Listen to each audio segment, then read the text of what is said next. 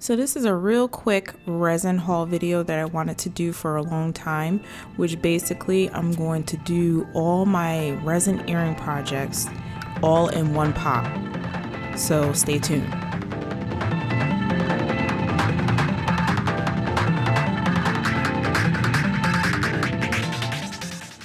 So here's the resin that I used. Of course, I'm going to have everything in the comment section below so you know what to get. But this is the Amazon package that I got that has all these different resin molds in it. And I'm like, what in the world is this? What is this? Oh, for some reason there was this glitter nail kit in there. And I have no idea how I'm going to use this, but okay. Maybe you could put the glitter in the resin. I don't know. But here's all the molds that I got. Not exactly sure if I'm going to use this or not. It's just, they're so small. I don't know, maybe. But for now, we're not going to use this.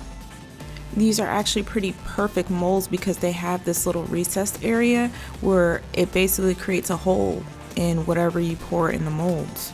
So all of them have that. So I'm definitely going to use those.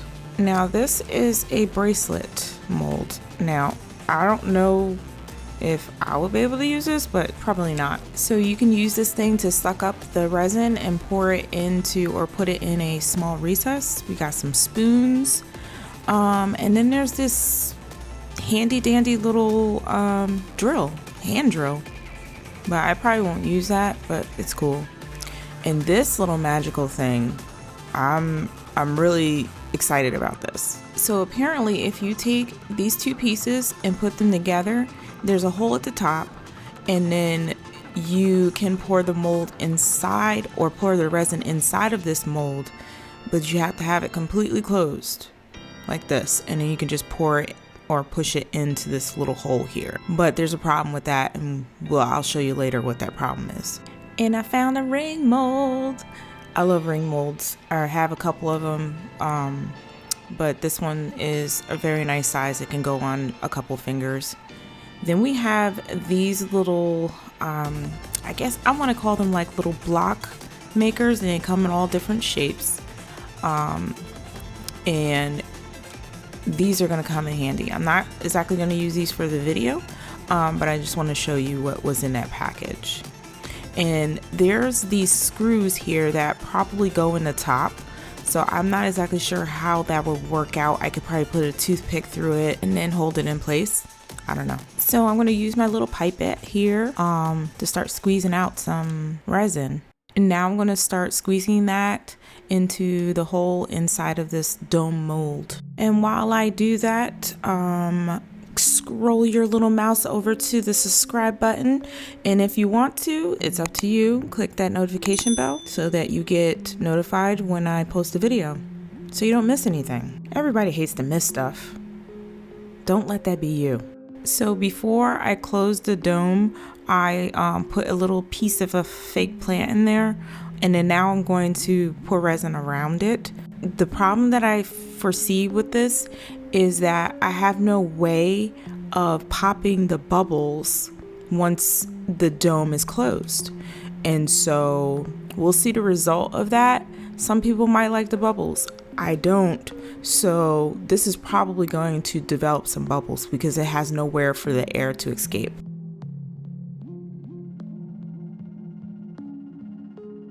I tried to fill it up as much as possible so that there wouldn't be a little hole at the top, but we'll see the result later. So let's pour into our other little tiny molds here. Here's a quick little technique using just regular craft paint. Once you pour your mold, take a toothpick. Do not drop the paint into the mold or into the resin. Just take a little toothpick and just swirl it around a little bit.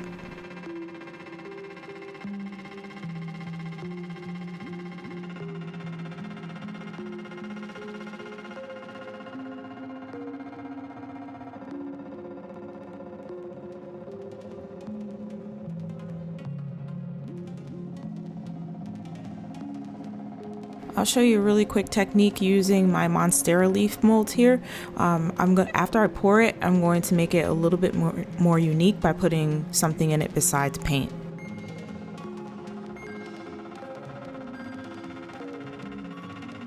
So in my Cricut machine, I made these stickers the exact size of my monstera leaf molds with printed tropical leaves on it. And so as you can see, it's see-through. So when I put it in the clear resin, you can see it on both sides. It's pretty cool. The only trouble is getting it off your hands. So I use a combination of pulling and tugging and being very careful not to fling resin everywhere. And a little bit of my toothpick to get it off my finger. After I get it off my finger, I'm going to use my toothpick to push it down into the resin, and then I'm going to pour some resin on top of it. And you can do this with just about anything, just as long as there's enough room. With paper, you have to seal it because you're basically putting it in a liquid, so it's going to melt and bleed. So you want to seal it with something like Mod Podge. I always get that wrong, but anyway, you want to seal it with something, okay? And you can pour your resin on top of it. Now is the perfect time for me to link you back to my resin monstera leaf video. And in that video, you'll be able to learn how to pour your own resin projects. And I'm going to link that to you at the top.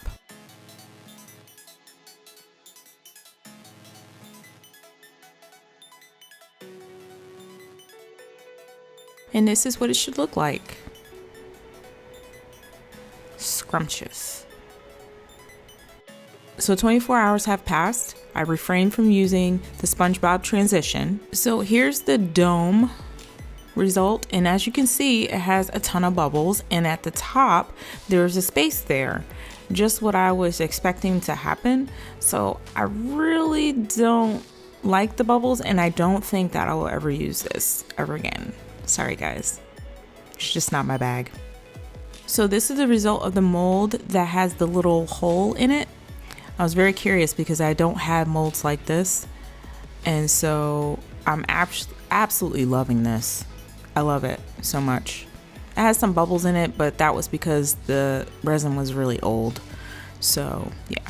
And here's another result of the whole one. This one's a little soft, but that's okay. I put a little paint in this one too. And as you can see, it's got that little hole. I love it so much. It's so perfect. It looks so professional. Okay. I just really wanted you guys to see this, so we had to get really, really close. Now here's the result of the ring one I made. I actually poured it in there, and I put a little fake plant, a fake leaf in there, and I just wrapped it around like a ring. So I love it. I'm going to sand it a little bit, but it's so perfect. I like it. Again, with these molds, you can't blow the bubbles out of it, but that's okay. Now here's the result of my monstera leaf printed sticker paper thingamabobs. As you can see, one side will be matte. I don't know why it has a matte finish to it, and then the other side is shiny because that's where you poured it. But as you can see the print on either side of it. So I'm really freaking proud of this. I don't know what to do with myself. And then I did it with different colors. I just changed the flowers in my drawing and then printed it out, and that's the result of it. But if you want your finish to be one color, you can use these type of paints. I use 𝔼𝔼𝕝ℎ𝔼𝕝, I believe, metallics. I like the metallics better because it has more dimension to it than a regular craft paint.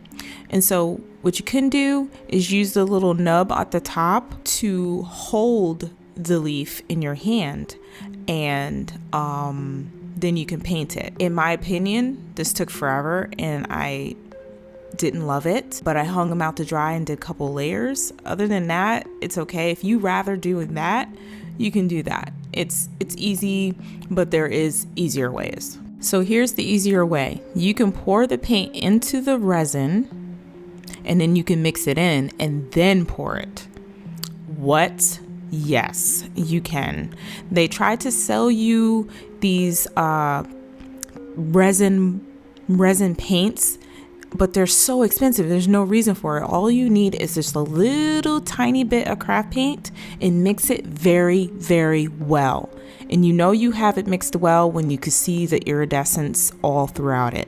So you can take and use whatever paints you want to. I use, if you want it to make sure that it works, I use ℍ𝔼𝕝 Metallics. Of course, I'll have all the links to each one of these items in the description box below. And then after it's mixed and you're sure you have it mixed, then you just start pouring it. It's that easy.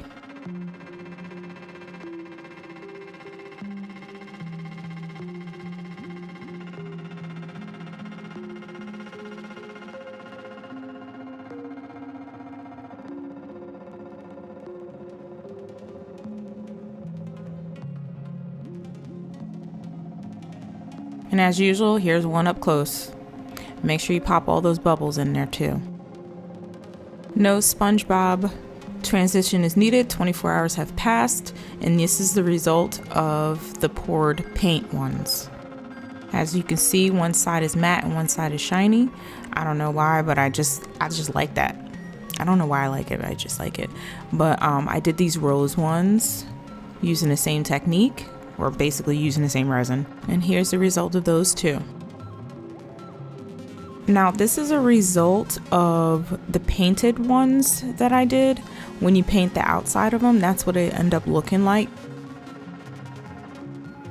And now here is a side-by-side comparison to the paint poured in the resin and the paint on the outside. The paint poured in the resin is a little bit more translucent. The paint on the outside seems a little bit more opaque. If I had to choose, I would choose the paint poured into the resin ones here at the top over the painted ones. That's just my opinion. If you're going to paint the outside, make sure you seal it in. And I use this ℍ𝔼𝕋 diamond glaze, and all you do is just pour it and paint it on the outside, and that's it.